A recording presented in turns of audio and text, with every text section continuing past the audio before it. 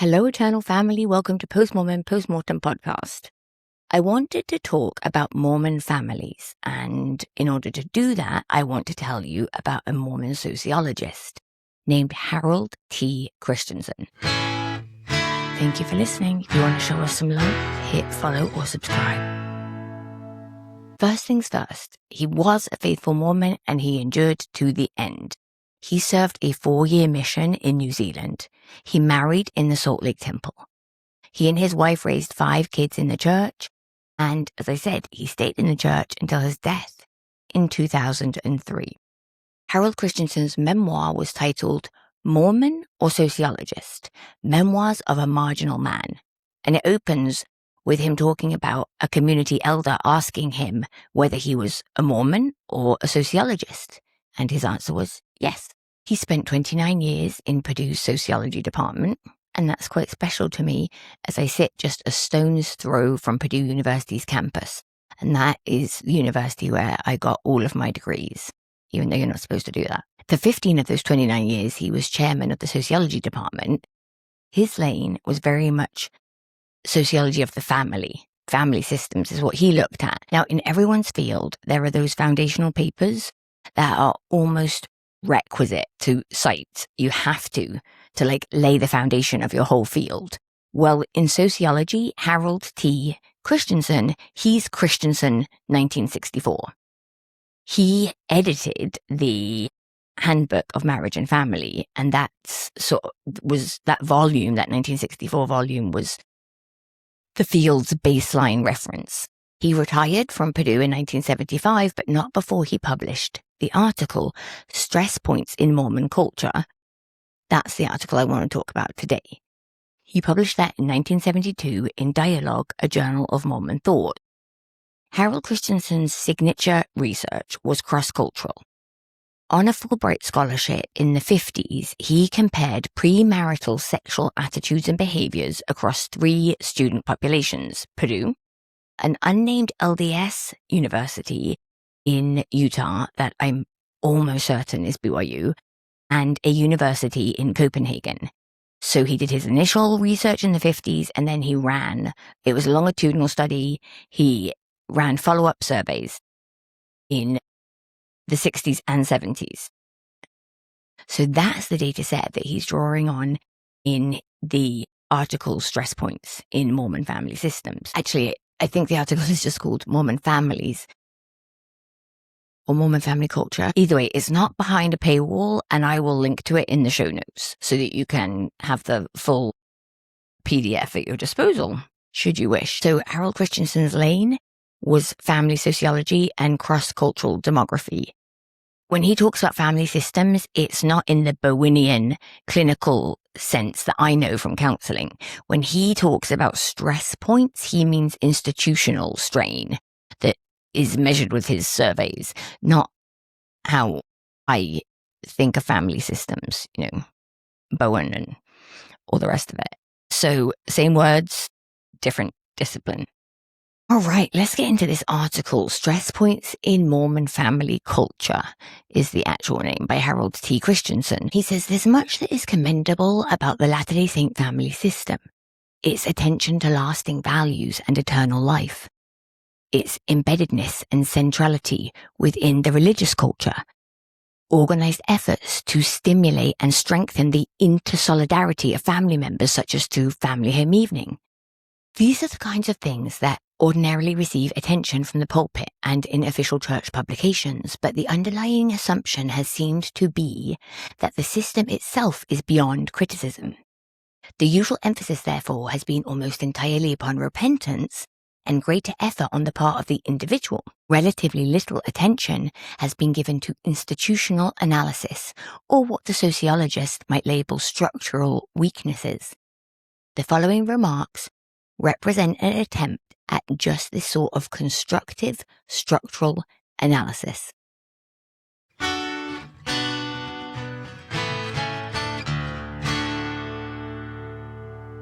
Christensen's first subheading is more divorce than expected.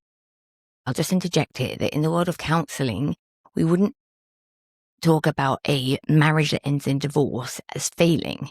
Okay, the marriage didn't fail, it ended. But a failure would mean nothing resulted from it. But that's clearly, probably, almost certainly not true, right? It's like maybe you learned that you were more resilient than you thought. Maybe you are glad you've got your kids out of it. So that's my soapbox about using the framing of a marriage failing upon divorce. The marriage didn't fail. It ended and you learned something from it. But anyway, this was the 70s. He says, not every unproductive marriage ends in divorce, but when divorce does occur, it certainly can be said that that particular marriage has failed. He goes on to say, it will probably come as a surprise to most Latter-day Saints that Utah is above average in its divorce rate.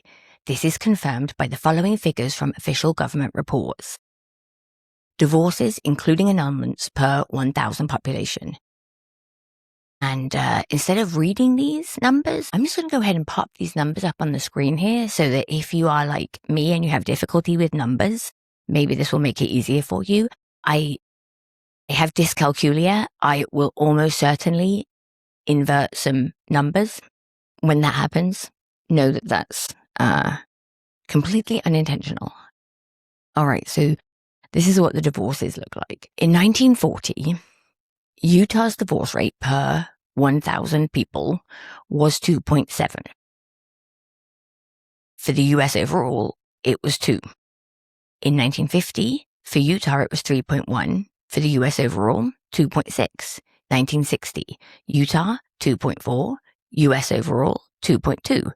1968, Utah 3.3, United States 2.9. Now, Christensen says in most years, Utah had a higher divorce rate than the United States as a whole. And unless I'm missing something, it's in every year? I told you I'm learning disabled when it comes to numbers, so I'm missing something? Because it looks like every year to me. Okay, this is Christensen. In most years, Utah had a higher divorce rate than the United States as a whole.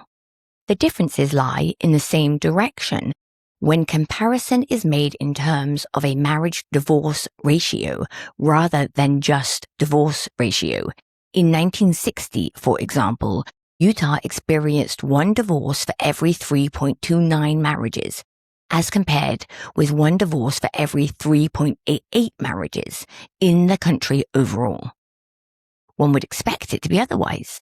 Of the 50 states, Utah is unique in at least 2 respects. It is the most churched, meaning that a larger percentage of its population has membership in some denomination, and it is the most homogeneous in church membership, meaning that religious affiliation is more concentrated into one denomination, in this case, Mormon. Somewhere between 2/3 and 3/4 of Utah's entire population is Latter-day Saint.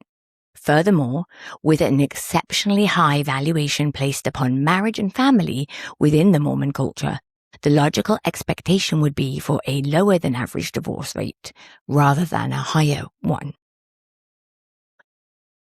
Now, this is not to suggest that divorce is rampant among the Latter-day Saints. Unquestioningly, many are experiencing success in their marriages, and there is evidence that divorces following temple marriage are disproportionately few in number. For example, in a record linkage study of Salt Lake and Utah counties, I found the following divorce percentages. Civil marriages, 13.4. Latter-day Saint non-temple marriages, 10.2. Non-Mormon religious marriages, 5.5. And Latter-day Saint temple marriages, 1.8% divorced.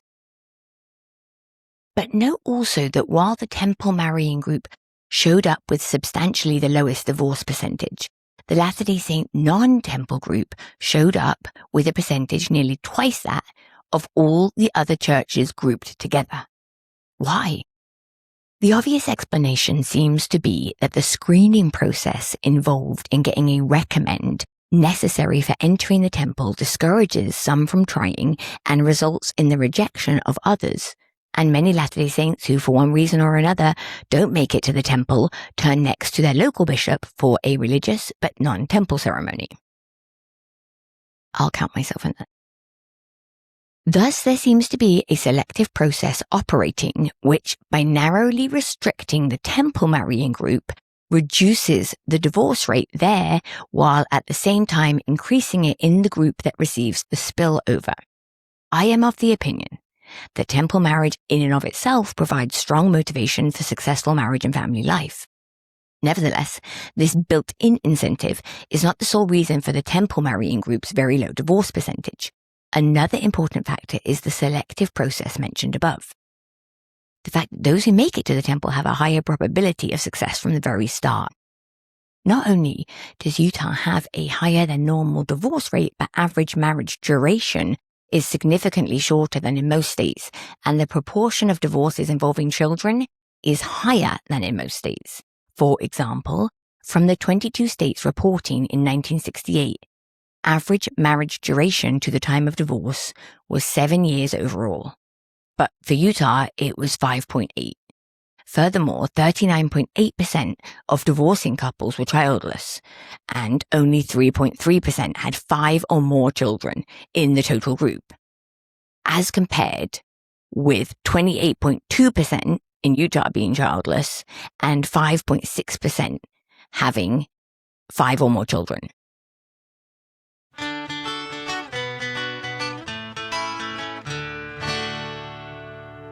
Christensen says, really, all I have been trying to say up to this point is that we have a problem and that to solve it, we might do well to first take an honest look at some of its sociological or structural dimensions. Even if the divorce percentages were just equal with and not higher than the nation as a whole, we would still have a problem. For with all the church stands for and has to offer, we ought to do better than the rest. But doing better may require institutional correction at certain points, not just greater personal effort to live up to the teachings, as important as that is. If the problem can be recognized, the next step is to examine its dimensions. I want to say that again. It is so important. If the problem can be recognized, the next step is to examine its dimensions. Maybe that's why some problems go unrecognized. Christensen again. To me, there seem to be about 5 major points of strain in Mormon family culture that are at least partly responsible for the marriage trouble we are experiencing. 1. A pattern of terminal petting. 2. A tendency to marry very young. 3. A guilt-laden premarital sexuality. 4. An unrealistic approach to family size. And 5. An overemphasis upon authoritarian control. Ever since I was a kid, I have had an aversion to the word petting. It just rubs me the wrong way. So I am going to be true to the article and read it exactly as it was written, but know that I do so with internal conflict. Okay. Terminal petting. In popular parlance, necking refers to the lighter forms of kissing and embracing, and petting to the more intimate patterns of caressing and fondling, short of sexual intercourse, coitus. Usually, as a young person develops and his interactions with the opposite sex expand, there will be a somewhat gradual progression from one stage of intimacy to the next. A central concern of moralists has been with the rate and extent of this progression prior to the wedding. The problem is one of timing and management in intimacy development. My own cross-cultural research may be used as an illustration of this point and also to show how Latter-day Saint norms and practices compare with those of other cultures. Samples were taken from 3 subcultures: Mormondom in the Intermountain region of Western America, Midwestern United States, boiler up, go Purdue, and Denmark in Scandinavia, and studied by means of both record linkage and the questionnaire to get at attitudes, behaviors, and certain consequences of premarital sexual behavior as related to the respective cultural norms. Virtually every measure used showed the Intermountain Mormon group to be the most conservative or restrictive of the samples, and the Danish to be the most liberal or permissive. But there was one important exception. When the 1968 university student respondents were asked to indicate the most advanced level of sexual intimacy that they had so far experienced, the picture for petting turned out to be in reverse of the usual cross-cultural pattern. Intermountain showed higher petting percentages, 41.7 for males, 36.3 for females, than the Danish, 5.2% for males and 3.3% for females. Coital percentages, as expected, showed up highest of the three cultures in the Danish and lowest of the three in the Intermountain for both sexes. The question is, why did petting take a reverse cross-cultural pattern to that of other intimacy measures, including coitus? Okay, so he's saying, how does it make sense that the people who are having the least sex are having the most everything but sex? The explanation seems to be that it is terminal petting, what he calls petting and stopping there. It makes it sound like a disease, doesn't it? The explanation seems to be that it is terminal petting and stopping there that is being measured. And that when a culture puts heavy emphasis on premarital chastity, technically defined as just non-coitus, there tends to be an unwanted corollary increase in petting, participated in as an end activity. In Scandinavia, the norm is to view petting and coitus as belonging together as part of the same thing, like this activity progresses, so that when one pets, it is regarded as normal to go on to coitus, in fact, unhealthy to do otherwise. Elsewhere, I have labelled this viewpoint the package concept. It avoids drawing a line between petting and coitus before marriage, with the one considered more acceptable than the other. But in America, and especially in Mormon culture, that line has been drawn. In our more narrow interpretation of chastity, non-coitus, whether or not petting occurs, and in our extremely heavy condemnation of deviation from the chastity norm, we have encouraged, unconsciously perhaps, petting as a terminal and hence substitute activity. There is no implication in this analysis that our culture deliberately encourages premarital petting. Quite the contrary, yet the structure is such that some petting as a terminal activity is the result, whether one likes it or not. Mormon culture is very clear in its strong and uncompromising position against premarital coitus. But less is said about petting, and the somewhat meager treatment that is given generally lacks specificity regarding both limits and penalties. Both biological and social pressures push young people in the direction of physical intimacy, which in the face of ambiguity causes many to take a chance. Now, of course, petting may be either exploitative or non-exploitative with mutuality and love. Nevertheless, for a person to become extremely intimate without being able to consummate the erotic drive can result in psychological frustrations and pressures, which often lead to a too early marriage. Whichever way one looks at it, terminal petting is apt to create problems for those who participate. Median age at marriage has been on the decline in the United States since about 1890. In that census year, males on average married at 26.1 years old and females at 22. Corresponding figures for 1971 were males marrying at 23.1 years and females at 20.9 respectively. So people are getting married younger. A large factor in this drop in age has been an increase in the number and percent of teenage marriages. Students of the family recognize this movement towards useful marriage as one explanation for the increasing divorce rate. Any number of studies have shown higher than average divorce rates for couples who marry very young. Undoubtedly, there are many reasons for this. Immature notions of love, inadequate time for testing and preparation, the greater likelihood of the marriage occurring as an escape from other problems such as premarital pregnancy or an unhappy home situation, and the relative inability of youngsters to earn a decent living or adequately cope with the other responsibilities of marriage and rearing a family. Statistically speaking, the odds are against success for teenage marriages. How is it with Latter-day Saints? The evidence seems clear that Mormon culture has more than its share of youthful marriages. In 1958, for example, 1.1% of Utah's brides were under 15. God. At least it was that low, but still under 50. Okay, 49.1% were 15 through 19. The vast majority of Utah's brides in the year 1958 were aged between 15 and 19. And 21.9% of Utah's grooms were 15 through 19 years of age, which makes sense because of the whole mission thing.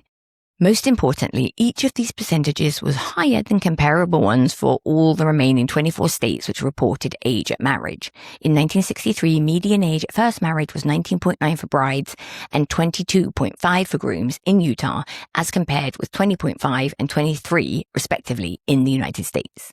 But here again, I make no claim that the church is promoting youthful marriage. Actually, the practice is officially discouraged. When I compared temple with non-temple marriages by ages of bride and groom, I found fewer of the temple marrying group aged 19 or under, 40.8% of the brides and 12.6% of the grooms, as compared with 59% and 21.6% respectively for the non-temple marrying group.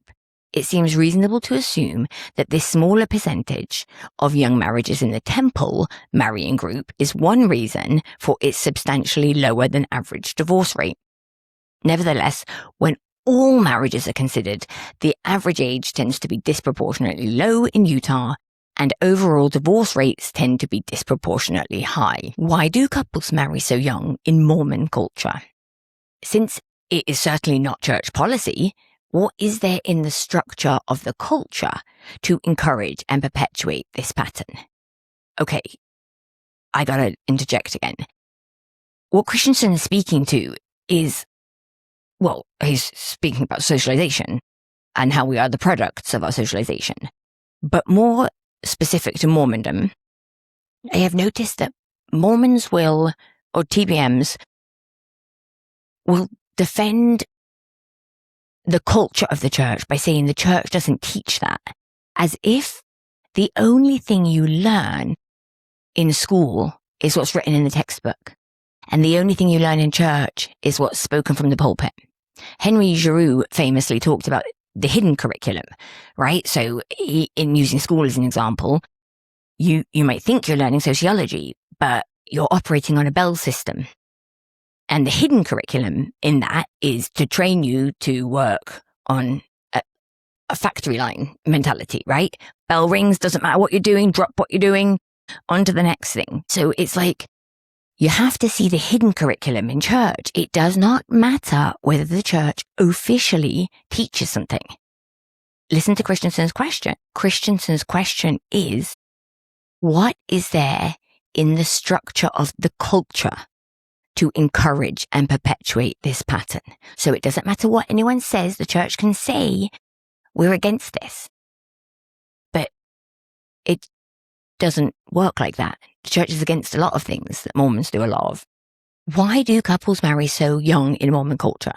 Since it certainly is not church policy, what is there in the structure of the culture to encourage and perpetuate this pattern? Terminal petting must be a large part of the reason, especially when combined with exceptionally high valuations upon marriage and upon chastity prior to marriage. Latter-day Saint youth are taught to think of family relationships in terms of eternity and potential godhood. They are part of American culture, which itself romanticizes love and glamorizes marriage, and on top of that, they are almost constantly indoctrinated in home and chapel with the notion that nothing is more important. So their motivations towards love, marriage, and family are exceptionally strong. But they are equally indoctrinated to accept the chastity norm, being taught that adultery is next to murder in its sinfulness, and that fornication, premarital coitus, is nearly as bad. At one and the same time, they are exposed to the erotic stimulation of the general culture to about an equal extent as everyone else, are additionally motivated to find a loved one and establish a family with a view towards eternity, and also experience the added pressure of an overdose of terminal petting. The result is the setting up of a very strong love-sex tension, which cannot find easy release in premarital coitus because of the culture's high emphasis on chastity, and which therefore seeks release through early marriage. Many Mormons marry early because they are enamored with love, supercharged with the sex drive, and so feel that they cannot wait. Their consciences tell them that they must wait for coitus until marriage, and so to avoid an impending tragedy, or in some cases to alleviate guilt already there from indiscretions already committed, they decide to get married. This pressure toward marrying young is one of the very real stress points in Mormon culture. My cross-cultural study revealed substantially lower rates of both premarital coitus and premarital pregnancy in the Intermountain Mormon group, as compared with samples from the Midwestern United States and from Denmark. Percentages of university males in 1968 reporting premarital sex experience was 36.5, 50.2, and 94.7%, respectively. I've got to put this in some kind of table. Females, 32.4, 34.4, and 96.6% respectively, and proportions of marital first births occurring within 6 months following the wedding, clearly indicating premarital conception, were 3.4, 9.4, and 24.2 respectively. These results consistently showing the Mormon samples to have the least premarital experience were in line with expectation. They demonstrate, I believe, a controlling power of strong religious motivation in holding members to the chastity standard. Yet even this qualified satisfaction needs to be tempered with the realization that the controls, as they are often carried out, seem to be exacting an unwelcome price. It was found that while the Mormon culture clearly had the lowest rates of coitus and pregnancy before marriage, it nevertheless, for those with experience, generally showed highest rates in measures such as these: having premarital coitus because of force or felt obligation, rather than mutual desire, engaging in premarital coitus without the protection of contraception, accompanying premarital coitus with some degree of alcoholic drinking, and feeling guilt or remorse following the premarital coital experience. Furthermore, when approval and behavior percentages of premarital coitus were compared, it was the Mormon-based sample that showed the greatest discrepancy. More of the offenders in that culture were found to be violating their own standards. And finally, when divorce rates between premarital and postmarital conceivers of the first child were compared, it was the Mormons again that showed the greatest difference. Divorce rates were higher for premarital and postmarital conceivers in each of the three cultures, but the magnitude of that difference was greatest by far in the Mormon culture.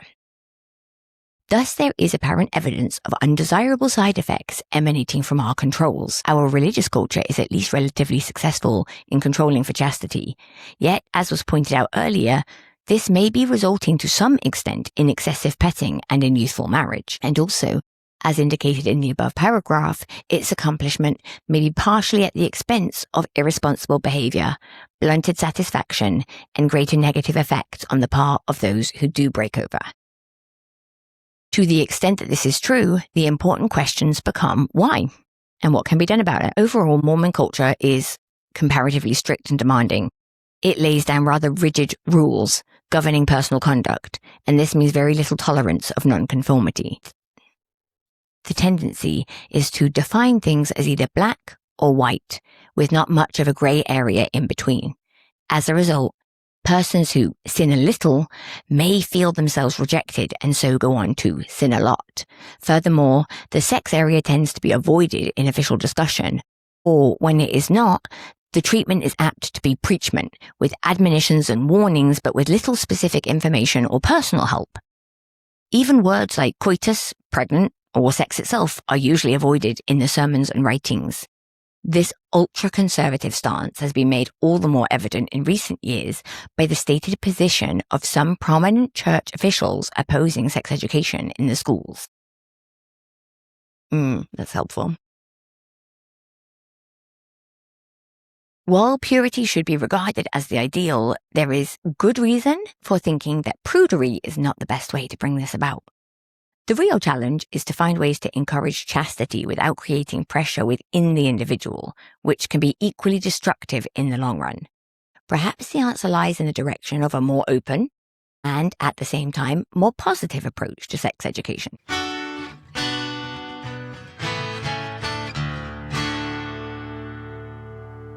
The phrase Planned Parenthood is commonly used to designate the practice of birth control. the willful regulation of the number and/or spacing of children. This is a widespread practice today, especially in the Western world, and most population specialists argue that considerably greater control of this sort is urgently needed if the world is to be saved from an impending doom. In recent years, average family size in the United States has been about 3 children, which, although considerably lower than at any other point in the country's history, it is believed by experts to be too high still, hence the contemporary movement for a 2-child norm, or as it is sometimes expressed, for zero population growth. Mormon family culture has generally resisted the declining birth rate. That's one way to put it, right? Stressing the desirability of large families and justifying its position in this regard by doctrinal references, giving bodies to spirits waiting in the pre-existent world, building a religiously meaningful home life around offspring, adding to one's eternal glory through progeny. This emphasis upon relatively unrestrained reproduction has had its effect. Utah, for example, had a birth rate in 1969 of 23.6 births per 1,000 population compared with an overall United States rate of 17.7. And for nearly every year in recent decades, Utah's birth rate has shown up among the highest of the 50 states. Yet there can be no denying that Mormon families today are smaller on average than in yesteryears, which means that more of them are planned. During the 1946 to 1947 school year, I was able to study over 1,600 students at Brigham Young University, asking, among other things, about how many sons and daughters do you desire in marriage? And, do you believe that Mormon couples are justified in having smaller families than nature intended? That is, in practicing birth control? Unmarried Mormons in the sample wanted 4.6 children on the average, and 53.6% of them answered yes to the question of birth control. An overall summary of the findings is as follows. Mormon fertility is responsive to both religious and socioeconomic pressures. While maintaining itself at a level significantly above that of the rest of the nation, it is at the same time paralleling the general downward trend. Sampled Mormon university students desire larger families than do non-Mormons by about 50%, but families smaller nevertheless than those that they came from.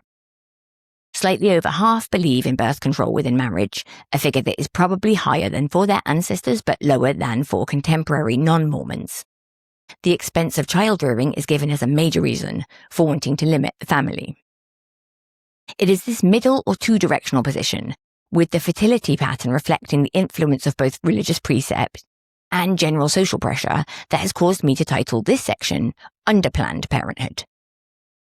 Mormon fertility is neither as planned as it is in American society as a whole, nor can it be called unplanned, except, of course, in certain families.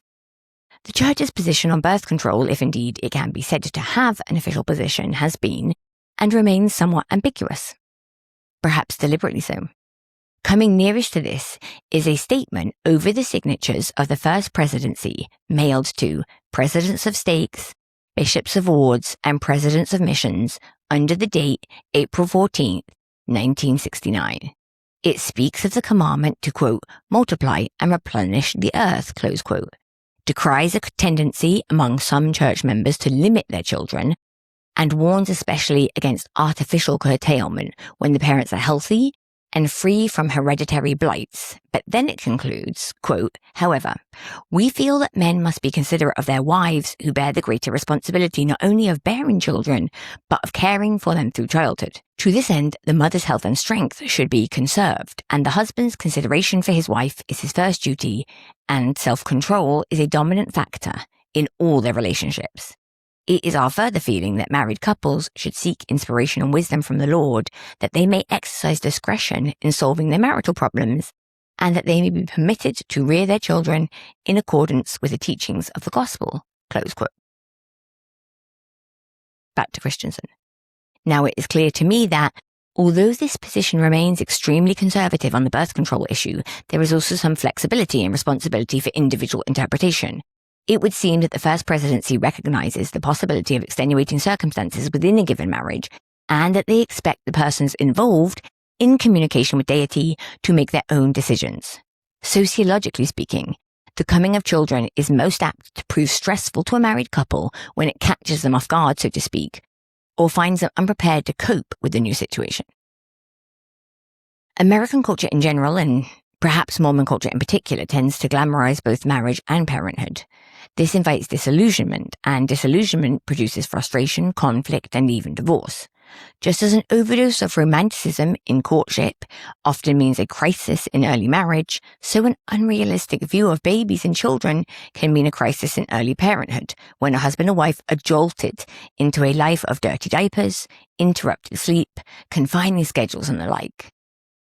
Yet, it is not the children themselves so much as it is the discrepancy between what one has been led to expect and what parenthood actually brings that causes the difficulty. Here are your expectations. Here is reality. The wider the gap, the more problems you're going to have.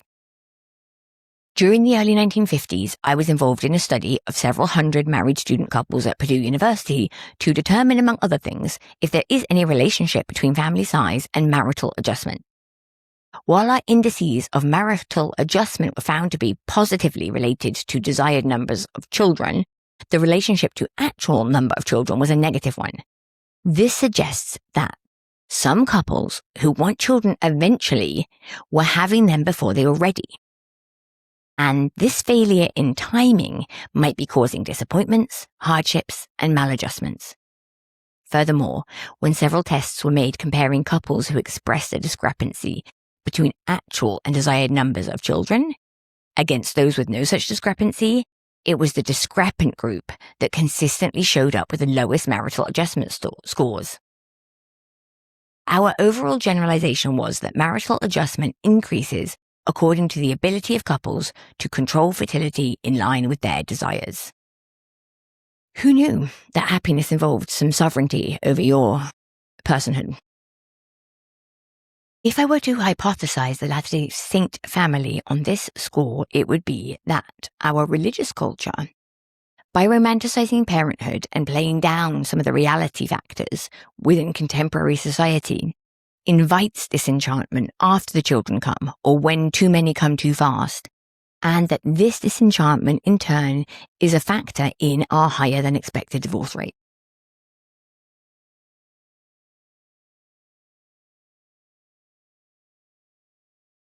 I feel like he was a fly on the wall of my parents' marriage.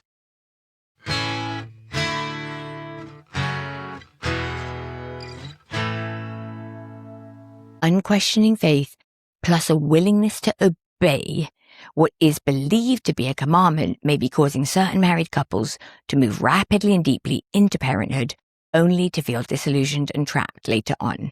Power structure within the American family has been shifting from an older so-called patriarchal pattern where the husband-father held most of the authority and both wife and children were expected to give him unquestioning obedience, to a more egalitarian arrangement based on notions of mutual respect and more or less democratic decision-making.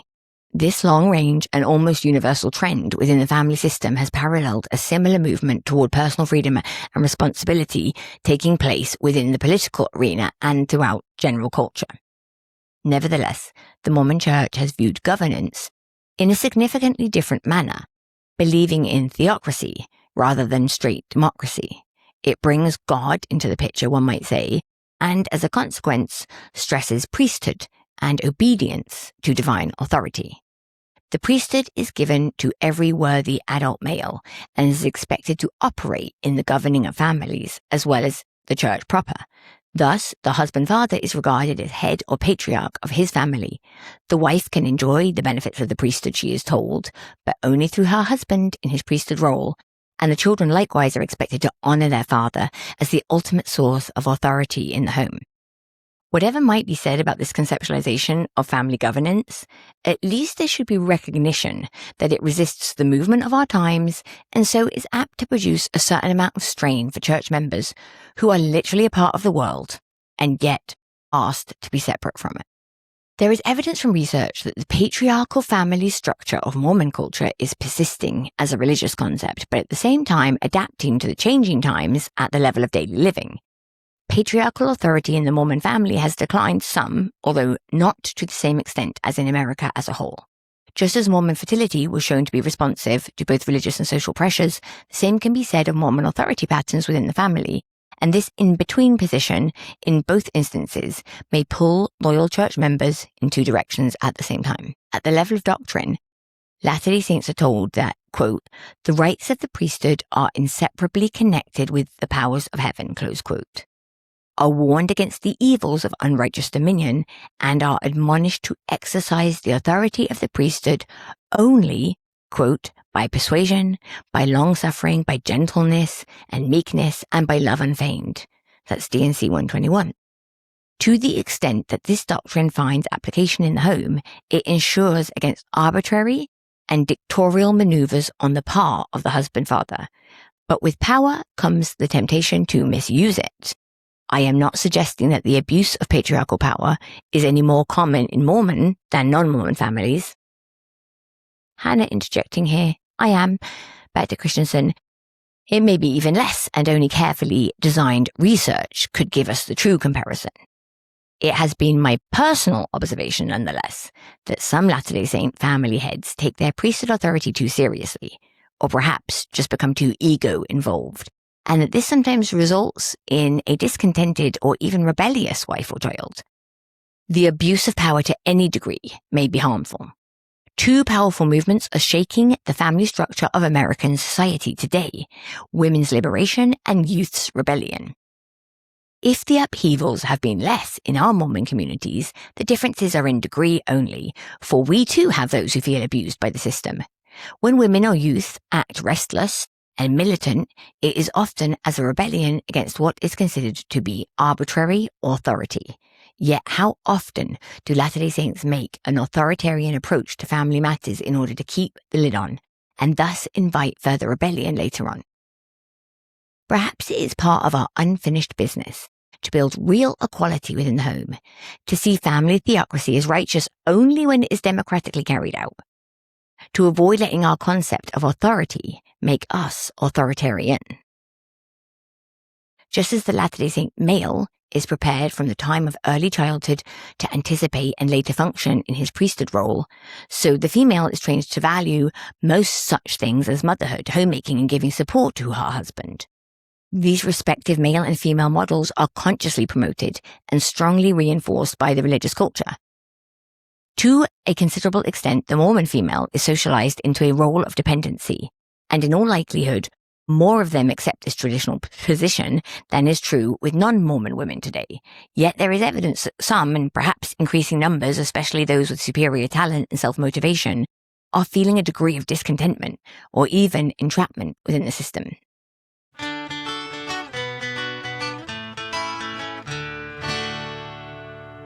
Perhaps this is the kind of dialogue needed in a larger number of Latter-day Saint homes, speaking out within a framework of love and loyalty, tolerating differences and then capitalizing upon diversity for the benefit of all, building genuine partnerships in place of an arbitrary administration of authority, respecting the dignity of human personality, whether the person be male or female, adult or child.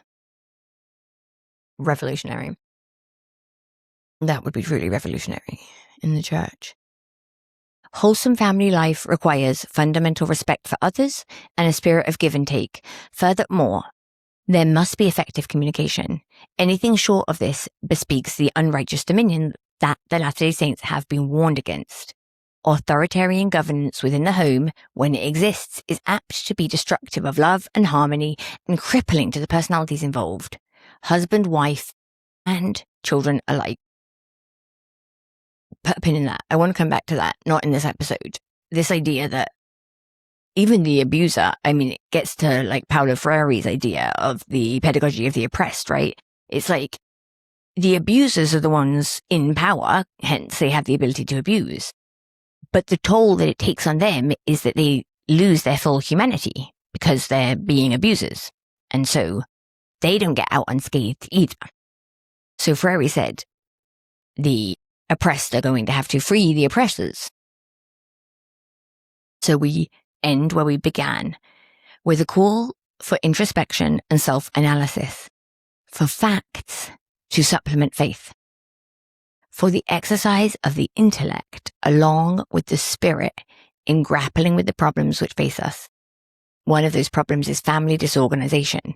In outlining these 5 stress points within Mormon family culture, I have not intended to imply either that the system is without strengths or that all families within the system exhibit the various weaknesses dealt with. Certainly neither of these possible claims is true. Nevertheless, to the realistic observer, all is not well in Latter-day Saint family culture, and we had better be honest with ourselves about this, or there will be less chance of self-correction. I have been dealing only with tendencies, not with universals. Furthermore, I see my conclusions more in terms of partially tested hypotheses than final judgments, and I recognize that their tentative nature calls for further thought and research. Since this paper has been analytical rather than promotional, some readers may possibly interpret it as an attack upon the church. It is not that. By simply studying a phenomenon, the social scientist shouldn't be accused either of endorsing it or assessing blame for the problems uncovered. My intent has been not to tear down but to build. As I see it, one of the first steps in strengthening the Latter-day Saint family is to realistically recognize the stress points that may be affecting it, and this would seem to require probing as well as praying, thinking as well as believing, and initiating as well as obeying.